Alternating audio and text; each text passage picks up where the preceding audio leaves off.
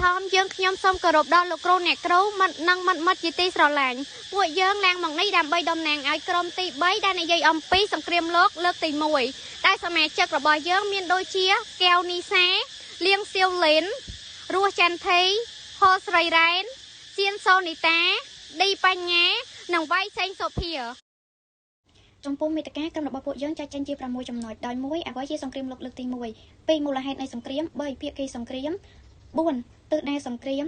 5លទ្ធផលនៃការបញ្ចប់សង្គ្រាមនិងទី6ដែលជាចំណុចចុងក្រោយរបស់ពួកយើងនោះគឺផលវិបាកនិងផលប្រយោជន៍នៃសង្គ្រាមលោកលើកទី1ចំពោះចំណុចទី1គឺយើងពីតើសង្គ្រាមលោកលើកទី1គឺជាអ្វីសង្គ្រាមលោកលើកទី1គឺជាចំនួនយោធាអន្តរជាតិដ៏ធំមួយដែលបានទូឡើងនៅទ្វីបអឺរ៉ុបដែលបានកើតឡើងចាប់ពីថ្ងៃទី28កក្កដា1914ដល់ថ្ងៃទី11វិច្ឆិកា1918ហើយសង្គ្រាមនេះបែងចែកជាពីរក្រុមគឺក្រុមចម្រុះ Elite Power និងក្រុមមជ្ឈិម Central Power ដែលបានចូលរួមដោយបណ្ដាប្រទេសជាង135និងបណ្ដាឲ្យមានទាហាននិងជនស៊ីវិលស្លាប់ជាង15លាននាក់ទី2មូលហេតុសង្គ្រាមលោកលើកទី1កាលនៅក្នុងឆ្នាំ1914និងឆ្នាំ1918មិនមែនកើតឡើងដោយសារតែមូលហេតុមួយមុខទេតែគឺជាបញ្ហាដែលបានចាក់គ្រឹះឲ្យច្រើនទស្សវត្សរ៍នៅវិទ្យាសាស្ត្រត្រូវការប្រមូលមូលហេតុសំខាន់តែប្រើពាក្យកាត់ថា MAIL ហើយនៅក្នុងនោះមានដូចជាយោធានិយមប្រទេសមហាអំណាចនៅអឺរ៉ុបចាប់ផ្ដើមប្រកួតប្រជែងគ្នាកសាងកម្លាំងគាត់និងអាវុធយ៉ាងខ្លាំងក្លាការមានទ័ពធំធ្វើឲ្យប្រទេសនីមួយៗមានទំនុកចិត្តដល់ការកញ្ញាដល់ការកម្លាំងបាយជាជាងការចរចាអាណានិគមនិយមការដណ្ដើមគ្នាព្រោះការទឹកដីនៅអាហ្វ្រិកនិងអាស៊ីបានបង្កើតឲ្យមានការមិនទុកចិត្តគ្នានិងការប៉ះទង្គិចគ្នាជាញឹកញាប់រវាងមហាអំណាចអឺរ៉ុបដូចជាអង់គ្លេសបារាំងនិងអាល្លឺម៉ង់ជាតិនិយមស្មារតីស្រឡាញ់ជាតិពូខេតនិងការចង់បានឯករាជ្យពីបណ្ដាប្រទេសតូចៗជាពិសេសនៅតំបន់ម៉ាកុងដែលបានបង្កជាអស្ថិរភាពជនជាតិសេបចង់បង្រួនជាតិសាសន៍ខ្លួនដែលប៉ះពាល់ដល់អាណាចក្រអូស្ត្រីហុងគីការទោសអាវុធសង្គ្រាមបានទូឡើងពិតប្រាកដបន្ទាប់ពីព្រឹត្តិការណ៍មួយគឺការធ្វើឃាតព្រះអង្គម្ចាស់ក្រុងចៅហ្វ្រាឌីណង់ដែលជាអ្នកស្នងរាជនៃអាណាចក្រអូស្ត្រីហុងគីនៅទីក្រុងសាវ៉ាយេវូកាលនៅថ្ងៃទី28មិថុនាឆ្នាំ1914ដោយជនជាតិសេបម្នាក់ខ្សែកោងនៃសង្គ្រាមបន្ទាប់ពីការធ្វើឃាតព្រឹត្តិការណ៍បានកើតឡើងបន្តដូចជាការដួលរលំកូនអុកអូស្ត្រីហុងគីប្រកាសសង្គ្រាមលើសេប៊ីរុស្ស៊ីសម្ព័ន្ធមិត្តសេប៊ីចាប់ផ្ដើមប្រមូលទ័ពអាល្លឺម៉ង់សម្ព័ន្ធមិត្តអូស្ត្រីប្រកាសសង្គ្រាមលើរុស្ស៊ីនិងបារាំងអង់គ្លេសប្រកាសសង្គ្រាមលើអាល្លឺម៉ង់បន្ទាប់ពីអាល្លឺម៉ង់វាលោកចូលប្រទេសបែលហ្សិកចំណុចទី3ភាគីសង្គ្រាមលោកលើកទី1មានពីចំណុចទី1ភាគីសម្ព័ន្ធមិត្តមានដូចជាបារាំងចក្រភពអង់គ្លេសចក្រភពរុស្ស៊ីអ៊ីតាលីនិងសហរដ្ឋអាមេរិកពីចំណុចទី2ភាគីមហាអំណាចកណ្ដាលមានដូចជាអាល្លឺម៉ង់អូស្ត្រីហុងគ្រីចក្រភពអូតូម៉ង់គឺជាប្រទេសទូគីបច្ចុប្បន្ននិងបូហ្គារី4ទិសដៅនៃសង្គ្រាមលោកលើកទី1មាន4ចំណុចគឺទី1ទិសដៅវាយលុកដំបងអាល្លឺម៉ង់មានគោលដៅវាយលុកបារាំងឲ្យដួលរលំយ៉ាងរហ័សក្នុងរយៈពេលខ្លីតាមរយៈការឆ្លងកាត់ប្រទេសបែលហ្សិករួចទៅបង្វែរទ័ពទៅវាយនៅរុស្ស៊ីនៅសមរភូមិខាងកើតដើម្បីជៀសវាងការប្រយុទ្ធពីមុខព្រមគ្នា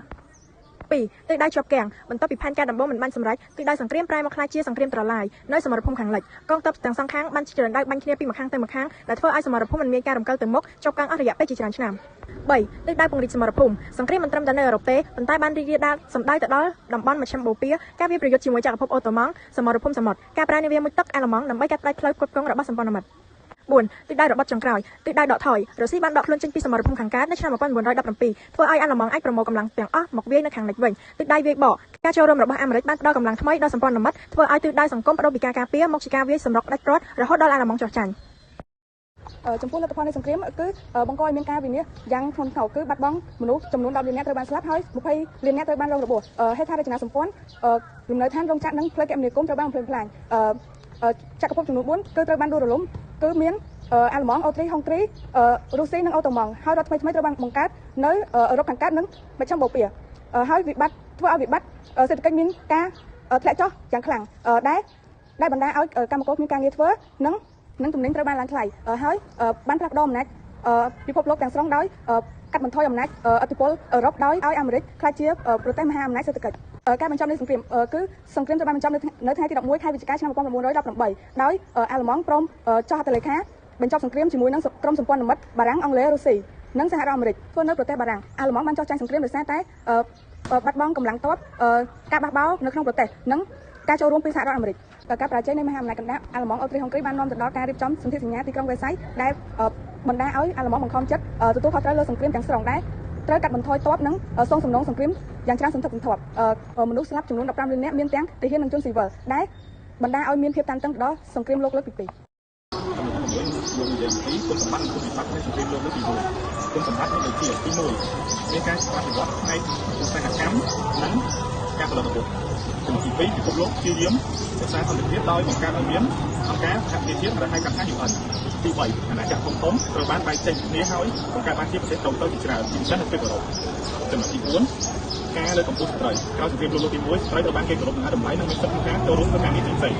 គុណវិបត្តិនៃសង្គ្រាមលោកទី1មានដូចជាទី1ធ្វើឲ្យប្រជាជនស៊ីវិលស្លាប់ចំនួន16លាននាក់និងរបួស